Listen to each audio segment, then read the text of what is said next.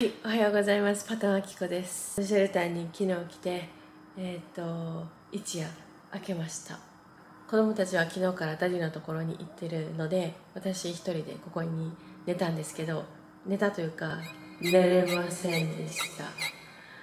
昨日の動画、前回の動画見てもらったら分かるんですけども、ここからね、私の新しい人生の一日が始まるっていう感じでワクワクして、で私いつも寝る前に次の日何をするかっていうのを書き出して予定を立てたりするんですけど、ベッドの上で赤いちっちゃいものがこう歩いてるのが見えて何これと思って、赤いんですよ。で、なんだろうこれと思って調べてみたら、まさかのベッドバグ。聞いたことはあったけど見たことはなくて、ベッドバグってめちゃくちゃ厄介らしい。日本語だとなんつうんだっけ、ちょっと忘れたけど、後でテロップには書いておきます。寝具とかに潜んでいて人間の血を吸う虫、ちっちゃな。ここで少しベッドバグについて補足させてください。日本ではあまり馴染みのない害虫ですが、海外では安いホテルなどに泊まるとベッドバグの被害に遭ったりします。日本語でトコジラミや南京虫と言われ、英語ではベッドバグと言われています。ベッドなどの布繊維の縫い目などに潜んでいて、夜人が寝静まった後に活動を始め、人の血を吸血します。刺されたら蚊の8から10倍と言われる強いかゆみの症状が2週間ほど続き、そのかゆみにより不眠を引き起こすこともあるそうです。驚異の繁殖力と生命力を持ち、約4時間前に卵を産むので、1ヶ月で1匹から200匹まで増えます。普通の殺虫剤は効かず、洗濯しても死滅しません。飢餓状態でも半年は生き延びるそうです。駆除には専門の業者が必要と言われています。日本も国際化によってベッドバグの被害が増えているそうなので、空港のソファーなど皆さん本当に気をつけてください。一匹でも家に持ち帰ってしまったら、それはもうナイトメアの始まりです。アメリカ人に聞いてて、みんなベッドバグを恐れてるんですよ。で、そのベッドバグがいて、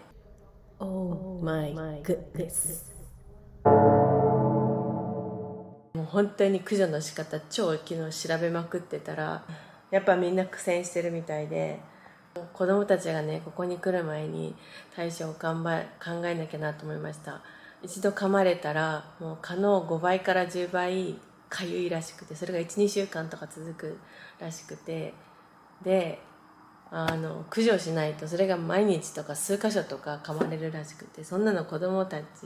絶対耐えられないじゃないですか。なのでちょっとこれどうにかしないとなと思ってて、そうなのでちょっといろいろ対策を考えました。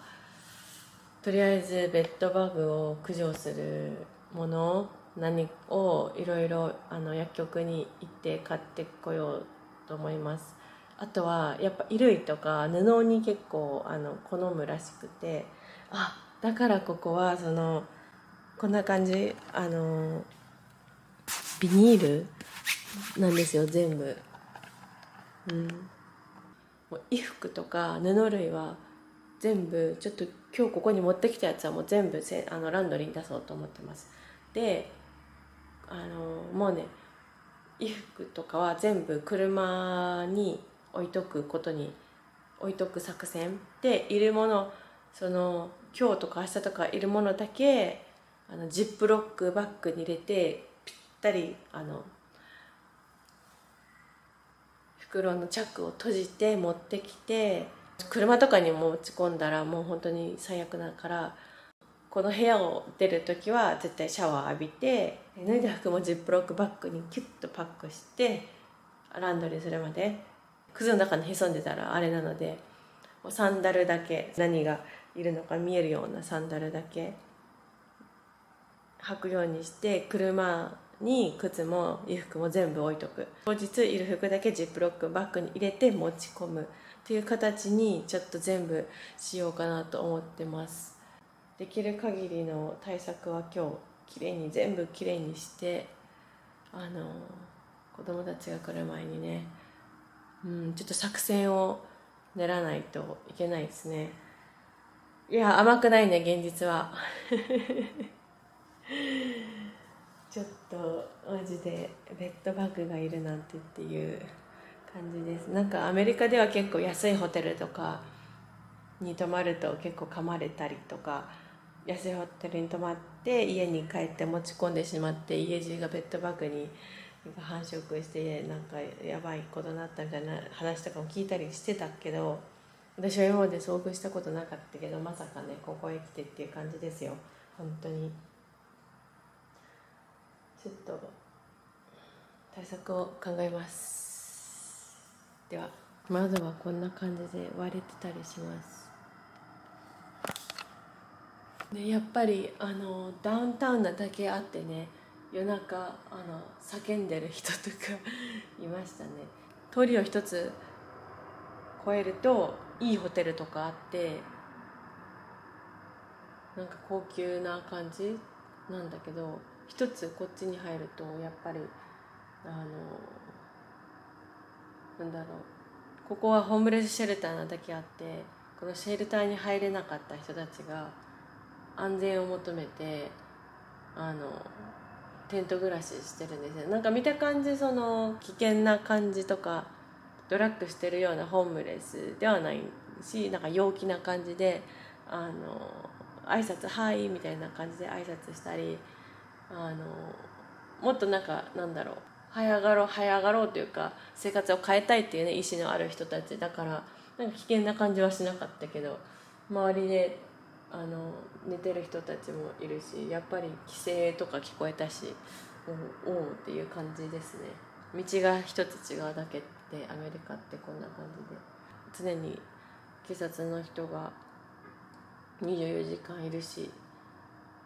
この建物内は安心なんだけど、門限が7時だからね、7時以降出ることはないけど、出るのは怖いなっていう感じでしたね。はい、一夜明けてのウーマンズシェルターのレポはこんな感じです。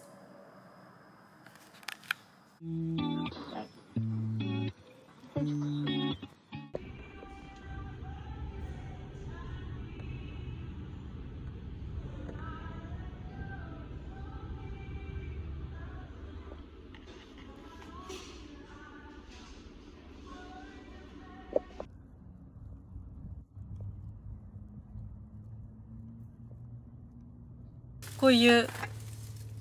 ベッドバグを殺すなんか霧みたいな黙々が出るやつ買ったんですけど、さっき歩いてたら入居者の家族の方がいて、その女性の方にあなたの部屋ベッドバグ出るって聞いたら、出ないよ、出たことないよって言って、あなたの出るのって言ったから、いや昨日出たんだけど私のファーストナイトだったのにって言ったら、スタッフの人に行って部屋変えてもらいなって言われたので、せっかく買ったんだけど返品になるかもですね。部屋を変えてもらえたら、ちょっとスタッフの人が10時半に来るそうで、まだ8時半だから、ちょっとベッドバグが私の車とか次の部屋変えてもらったとしてもついてきたら困るので、ちょっと徹底的に除菌つうかベッドバグを除去したいです。一応全部チェックしたんだけど、もしかしたらね卵を見つけられてるかもわかんないし、ちょっとね徹底的にランドリーしに行ってきます。思わぬハプニングで動画編集が全く進んでいないので、ランドリーの待ち時間に動画編集を進めます。ランドリーからの帰り道にファーマーズマーケットを見つけました。ちょうどお腹も空いていたので寄り道していこうと思います。カフェと古本屋のトラックです。かぼちゃが売っています。そっか、もうすぐ秋ですよね。新鮮な野菜を買いたいところですが、ホームレスシェルターで料理ができないので我慢します。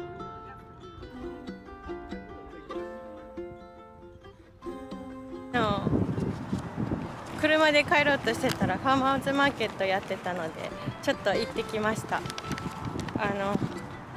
部屋のクレンズにセージが欲しかったんですけど、それもゲットしてパンとかちょこちょこゲットしてきました。セージを買いました。これでお部屋をクレンズしようと思います。朝から何も食べてなくてちょっと食べながら帰りたいと思います。今戻ってきて、このスタッフの方と話したら、私が買ったキリのフォークはできないって言われて、で部屋が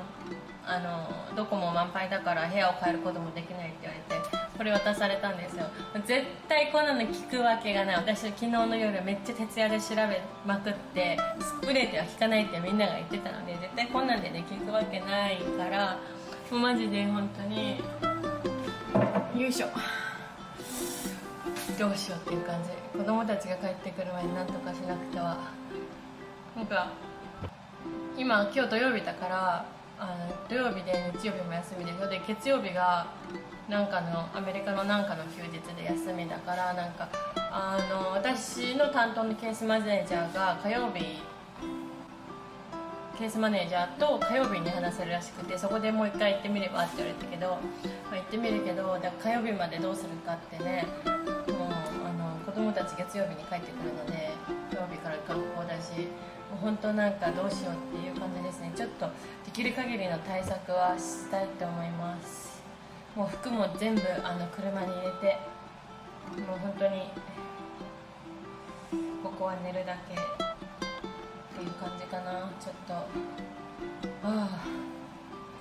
問題が解決すればまた一つ問題が来るみたいな感じちょっとそんな感じです今のところで。そう部屋を借りてもらえると思ってたから、そういうふうに準備してたけど借りてもらえないから、ちょっと昨日徹夜だったからめちゃくちゃ眠くて、でもビデオの編集を子供たちが寝る時にやらなきゃいけないので、動画の編集をね、